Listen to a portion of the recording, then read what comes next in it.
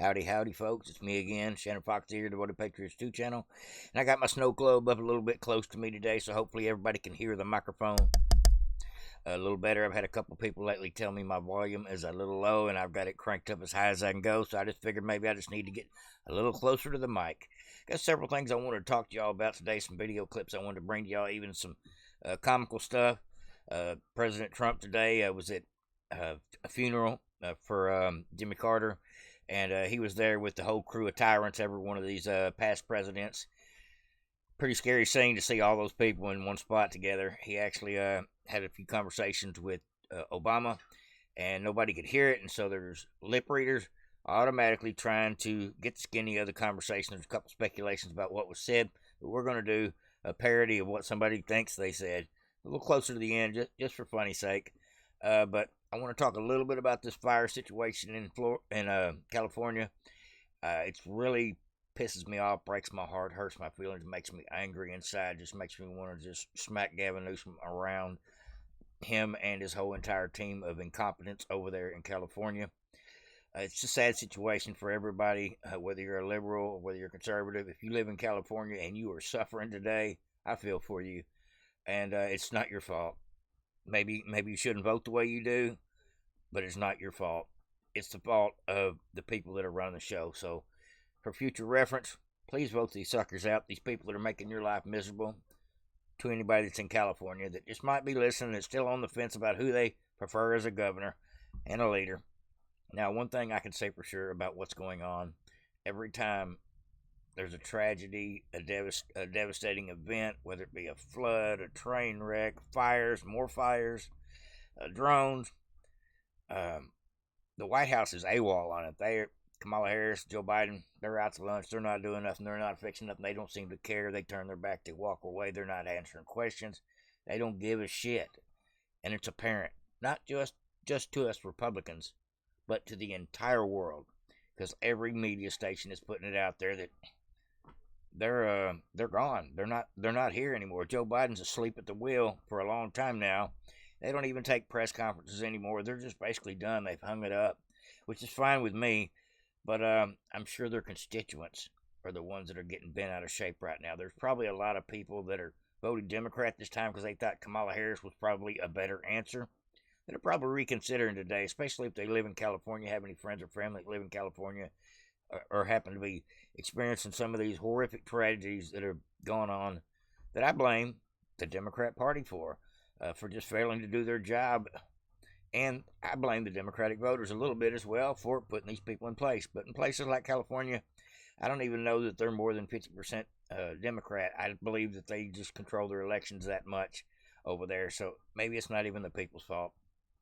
But change is coming, and I think it's going to come louder than it ever has before, because people that are affected by tragedy tend to have an eye-opening, awakening moment. And I guarantee you there's some people in California right now that are going to move out of state, never look back. There's some people that are going to decide they're going to get Gavin Newsom out of office if they've got to hold some kind of special election to oust him like they've done once before. There's going to be changes done. No two ways about it. There's too many people that are disenfranchised and affected by the lack of leadership in the entire state of California from top down. I mean, from the DEI ladies to all the way up to Gavin Newsom, taking of the dams out. There's so many things, giving money, giving fire equipment to Ukraine, firing the firefighters for not taking the jab. I can name 24 things about this whole situation that is effed up, and it aggravates me. That's why I didn't do a video about it yesterday. I was just spitting teeth. I was that angry about it, just because I absorbed so much of it throughout the day listening, and I realized, you know what, I can't let this stuff eat me up. But golly, this shows that a lot of us made the right choice. Some of us, not the people probably listening to my channel, but some of us still don't realize they made the wrong choice by voting for these clowns.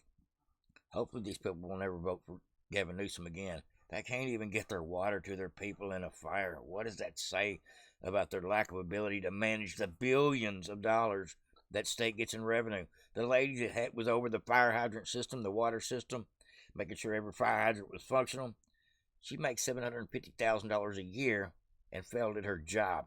She should have been fired yesterday. Just a whole lot of things like that involved in the story, just sickening. So we're going to do a little bit about it, and I've got a guy over on Fox News, just resident there, that had his stuff burned up. He is blasting Gavin Newsom and the administration for just their lack of empathy, their lack of forethought, their lack of ability to give a shit to the point that people are suffering again behind it, and it's a sickening mess, folks. But I've got that to bring to you. I got some John Fetterman news, which I think I could drink a beer with that guy. I'm starting to like him. The more I listen to John Fetterman, the more I think he is probably closer to a normal, average, everyday American / conservative, or, well, I won't say Republican, conservative, than most. He actually seems like he's got common sense. Maybe his stroke changed him. I don't know. Maybe his wife is a socialist in the family. But John Fetterman, to me, does not sound like an unreasonable Democrat. 150, 160 Democrats, obviously, after the voting we seen the other day, are 100% unreasonable. Well, John Fetterman's not one of those, and hopefully he can get some of his own party to wake up and realize just what a douche they're acting like, because it's obvious, and I'm glad to see it. So stick around, folks. Here we go. We got Gavin Newsom here. Somebody made a little bit of a parody about him. New campaign video. Hi, my name is Gavin Newscum, and I just wanted to let you know that I'm the useless piece of shit responsible for your home burning down. So just right. Keep giving me your insanely high taxes and keep voting Democrat so I can keep burning this motherfucking place to the ground. Thank you. What do you think about that one, folks? It was his voice. I guess somebody AI'd that up, but brilliant as far as I'm concerned, because it's accurate. That's him telling the truth, even if they had to AI to make it happen. Because that's how he feels about the people, obviously. If he's not actually trying to fix the problem, they are not 0% contained with the fire at this point after 2 days of it burning. Are they going to burn California to the ground before they stop this thing? I don't know. Are we going to have to send the National Guard to put out the fire? Bring in fire departments from other counties and states? There should have been a game plan at this point, and obviously there's not. They don't care. Maybe it'll make more people wake up and realize they don't want that for their political candidates. People like Gavin Newsom, these fire chiefs, these DEI fire chiefs, and these useless suckers that were all at the funeral today. Just a bunch of carcasses, a bunch of crooks, a bunch of criminals, and a bunch of people that have no love or respect for the little people, for the people that are burning up today, for the people that are doing without today because of their evil policies and plans. All right, I don't know who this guy is. I'm guessing just a resident here. But he had some things to say that I thought just really needed to be heard. He's on with Ms. Faulkner.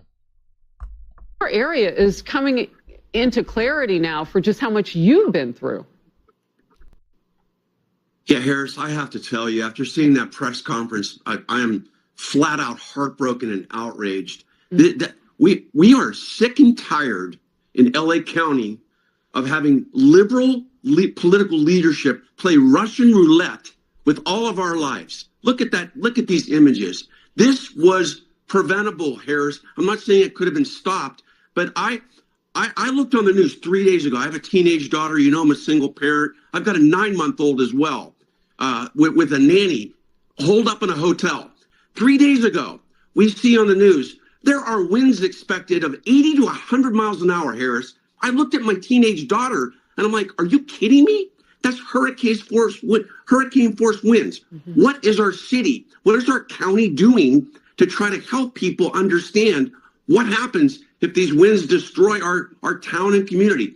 There was nobody on the TV out here in LA except Gavin Newsom doing his dog and pony show, talking about what we're supposed to do when this happens. Nobody had done anything to remove soil and vegetation for the last year. Nobody tested the water pipes. This was not brain surgery. It was predicted. These winds were predicted. And don't believe Karen Bass when she says that an airplane with water could have saved lives in the Palisades. It's pipes. It's proper water. It's not diverting water for fish in California That's instead right. of saving human lives. You want to save human lives? Then do your job and have a plan in place. Harris, there was not an operational plan in place anywhere in LA County to help with this. And by the way, let's not just pick on Karen Bass. What about these LA County supervisors? They are powerful because I'm in LA County. Those supervisors, Harris, they show up at these press conferences after urban carnage, after kids have been murdered in LA County, and they try to tell you, oh, we're going to do this and that. What have they done to prevent it? We're sick and tired of this. It's inexcusable. Get him. I'm with you, guy. I feel the same way. I was ready to just. I could not live in California. I couldn't do it. I don't know how people do. I guess they just don't have the opportunity to move, or they think it's going to change. I would have had to go. I'm as mad as this guy is about this, and my house hasn't burned down. I feel for these people. It's heartbreaking. I don't mean to bring you this, but this is what's been on the news for the last couple of days. I've actually just been trying to avoid it, but we need to talk about it. But it's time to change the subject, so let's do that as well. Get on to something a little less glum. It says, I say John Fetterman sounds like a decent Democrat, if there is a such thing. I can think of two or three that I think are decent. RFK Jr. Fetterman, he talks with common sense, at least more than most. He seems like he is willing to think for himself instead of think with the party. And I love that. That's what we need with every single politician. Ones that are willing to just maybe go with legislation from either party, depending on if it's something they believe in. I want people to think for themselves, not be robots for the party. That's a bad move, as a rule. Senator John Fetterman has issued a statement on why he is meeting with Trump at Mar-a-Lago. Trump invited him to Mar-a-Lago, and he's going. Question is, do you trust him? I don't trust him, but I think if he brings the Democrats into the realm of common sense, even one or two, it will be a huge win. These Democrats realize they're on the losing team now, and they better straighten up if they don't want to be out of a job for bucking the system at this point, because I think our entire country is swinging conservative more and more every day still, even after the election. Just my opinion. When your house burns down because your governor couldn't get water to you, that makes you kind of not want to be a Democrat anymore, I would assume. Now, this here was John Fetterman says that if Democrats can't get 7 votes in the Senate to pass the Lake and Riley Act, then that's the reason why we lost. And that is about the truest statement I ever heard. He was one of the 47 or 48 that voted with the Republicans to pass the Lake and Riley Act. That tells you what kind of people these Democrats are if they're not willing to do anything to protect life, protect human life, even in these cases, because they're more worried about the immigrant feelings than the people that are being perpetrated. Just sickening. But John Fetterman lets his own party have it a little bit here, and he needs to. A lot of them do. They need to start listening. Otherwise, they're going to lose again in 4 years, and 8 years, and 12 years. They got to learn from their mistakes, obviously. Like, it's really common sense. And I'd like to remind everybody that we have hundreds and hundreds of thousands of migrants here illegally. It's really common sense. And I'd like to remind everybody that we have hundreds and hundreds of thousands of migrants here illegally that have convicted of crimes. And why, I don't know why, who wants to defend to allow them to remain in our nation? They're that. And now, if you're here illegally and you're committing crimes and those things, I don't know why anybody thinks that it's controversial that they all need to go. Do you think that this was one of, if not the biggest issue for this election? Well, I think if we can't, there's 47 of us in the Senate, and if we can't pull up with 7 votes, if we can't get at least 7 out of 47, and if we can't, then that's the reason why we lost. That's one of them. That's one of why we lost, in part.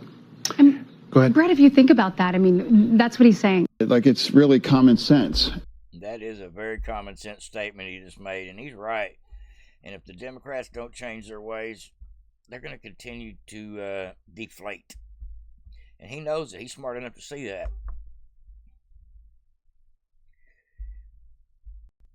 Now, as far as the Republicans talking about bipartisanship, John Fetterman wants to come on board, I'm okay with that. Any Democrats that want to come on board, that's fine. But as far as giving them what they want, bribing them to get them to play ball on these bills, I just don't agree with that at all. And Geraldo Rivera said something to that effect at the end of this video here, and so I wanted to bring you all that. And in turn, as a part of this video, he said he would like to punch Stephen Miller in the face. Trump's political advisor, the guy that's going to be over all the border policies, building the border policies as far as executive orders and things. Well, obviously, Geraldo Herrera hates conservatives. We've heard him before. But he said he wants to punch Stephen Miller in the face. I figured I'd bring you this whole clip here. A little bit comical, but Geraldo's wrong.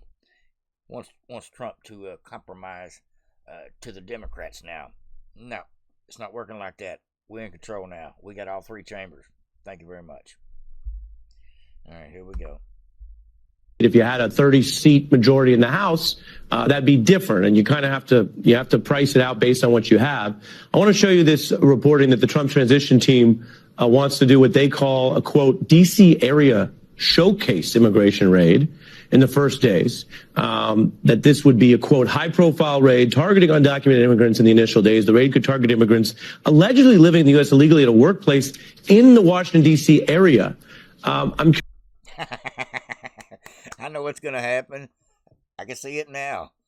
If you're Nancy Pelosi and you got 3 illegal housemaids from Honduras cleaning your kitchen and your bathroom while you're at the White House, or if you're Chuck Schumer or anybody that lives in Washington, D.C. as far as politicians, that would be the ideal place to get the most publicity out of it. They're probably going to go in and show this is what a blueprint looks like. We're going to come in. We know you got illegals on your property. We know you got illegals at your business. We know you got illegals working at your house. We know you're trafficking illegals. We're coming after you. And you do it city by city. It won't take long, folks. The blueprint will come out. The plan will be laid out. And the American people will be able to say, oh, is that what's going on? Is that how it's going to happen? Okay, we can live with that.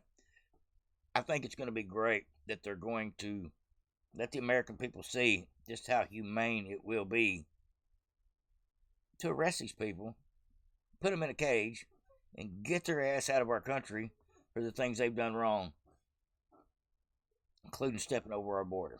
All right, here we go. Let's get back into it. This is definitely informative to be a couple minutes long. Sorry to keep stopping it, but curious what you think of this, because I've covered this. I've had Stephen Miller on the show. I think we can stipulate that there are debates about immigration in this country, and undocumented immigration has been rising. And there's a question about how to deal with that in a holistic way that is humane but protects national security. I'm curious what you think of something that's already being billed as a kind of, quote, show or advertisement. Isn't this issue more important than making a D.C. show for the D.C., I guess, media market? You know, I'm an old man now. I've been a boxer all my life. I've given it up because of my frailty. But I would come back to punch Stephen Miller in the nose because he is the most hideous in terms of his policy. I don't know the guy personally, but in terms of his policy, he is absolutely draconian. He's the definition of it. He doesn't want to resolve the issue. He wants to scapegoat certain people that will, in his mind, it will resound favorably to President Trump. Spit it out, Geraldo. Yeah, Stephen Miller knows what he's going to do. He knows exactly what he's going to do. He did it in the first Trump administration. He laid out all these policies that worked well.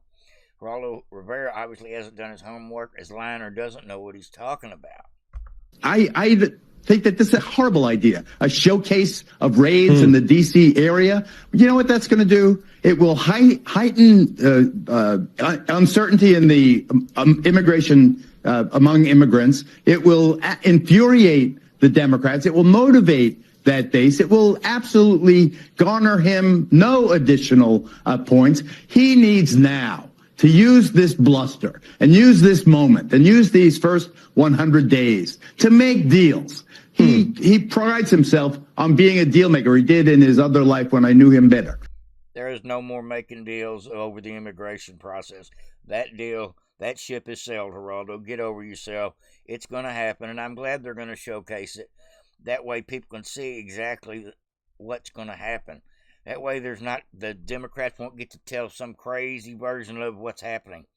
They're going to go hunt people down. They're going to detain them.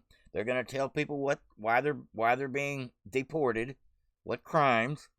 They're going to move them probably here to Texas somewhere in a cage until they can get them out of here, whether it be by flight or other means of transportation.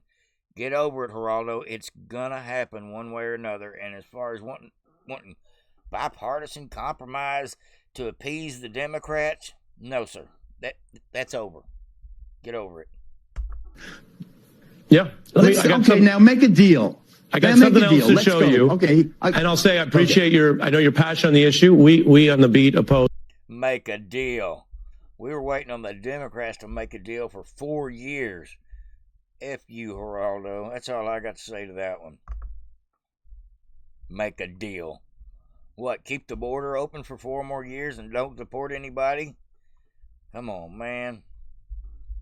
Now, folks, this was about the scariest scene I've ever seen. All these people in one room. Melania and Trump in a room full of tyrants. I mean, you had Obama there. Michelle didn't show up. She didn't want to sit by Trump. You had, of course, the Clintons there. The hitman crew. You got George Bush. He's a tyrant. Had Mike Pence in the background. Obama besides Trump. They were yucking it up a little bit. There was some lip readers trying to figure out what they were talking about.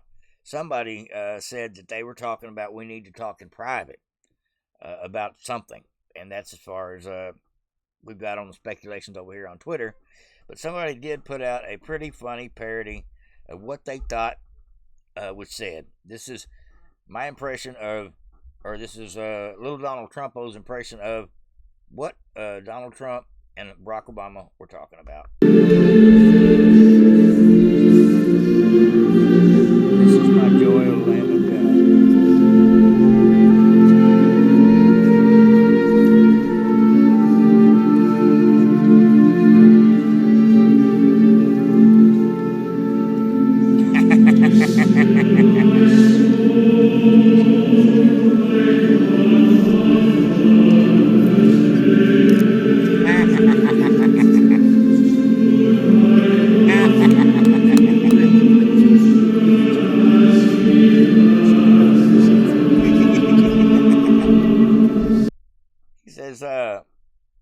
called his wife Big Mike, asking about her penis, and surprised more people doesn't know she's a man.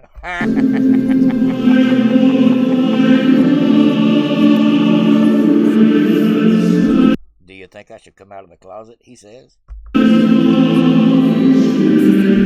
What do I do? Trump says, be yourself.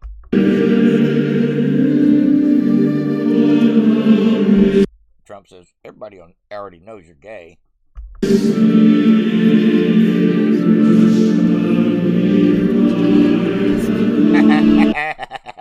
We even call you Backdoor Barry. Get it? And then he laughs. Backdoor Barry. That's pretty comical. A little lewd and crude, but that's me too, so. Yeah, there was a whole room full of tyrants there. It's all the people that hate Trump, all on the first and second row. Third row was some more traitors that cordial with Trump, but really don't like him either. Now, I found this guy today. His name is the Texas One, and I scrolled over a couple of his videos, and I just think he's great. He's a TikTok sensation, but he's also got another channel. But just want to play y'all this. I thought this is a great rendition of just something that needed to be said. Here we go. Bitches, that's how that one. And before I go any further, we gotta put a profanity warning in on this one. This guy talks a little bit, he's a little profane. But here we go. This is good stuff. It needed to be said.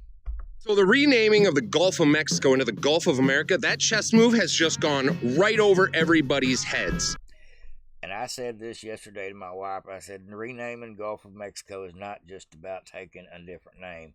I said this probably has a lot to do with the fact that Biden is trying to stop all this offshore drilling.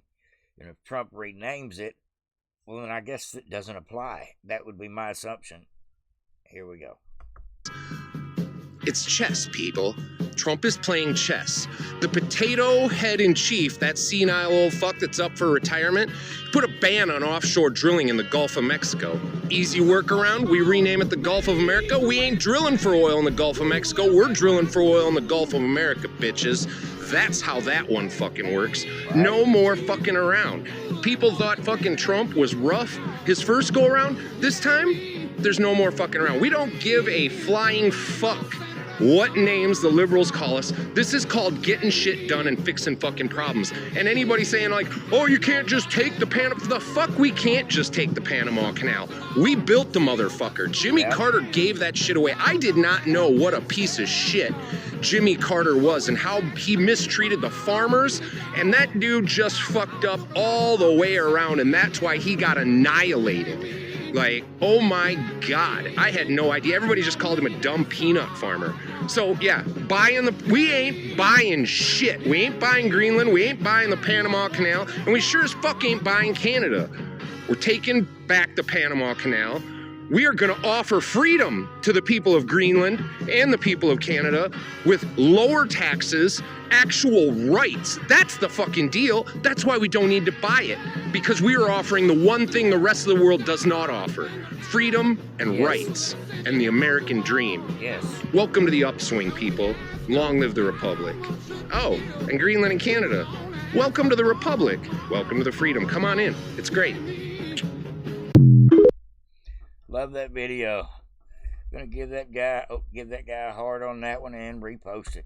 Love it. I love it. It's been an eventful day, folks. Actually, it's been an eventful week. Crazy stuff going on in every direction possible.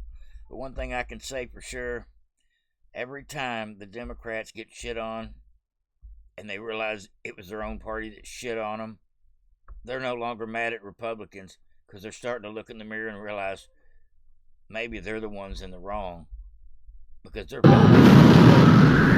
voting for these tyrants, and they can just look right at the White House here in the next couple of weeks, and they'll see what it's like for a professional, real leader to step in and take care of business. Like Elvis used to say, taking care of business. That's what Trump's going to do. He's going to get in there when we have a serious situation, whether it be a fire, a train wreck, a flood, a natural disaster. Trump's going to be on it, fix it, send the troops in, send whatever you need.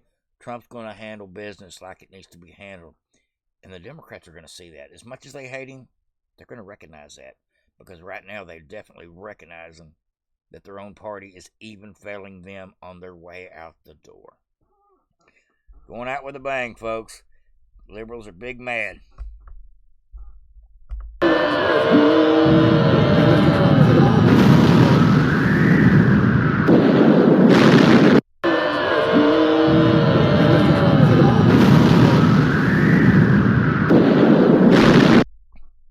Alrighty, folks, that's what I got for you today. Hopefully everybody enjoyed. See you about this same time tomorrow. Like, subscribe, and share. Over and out.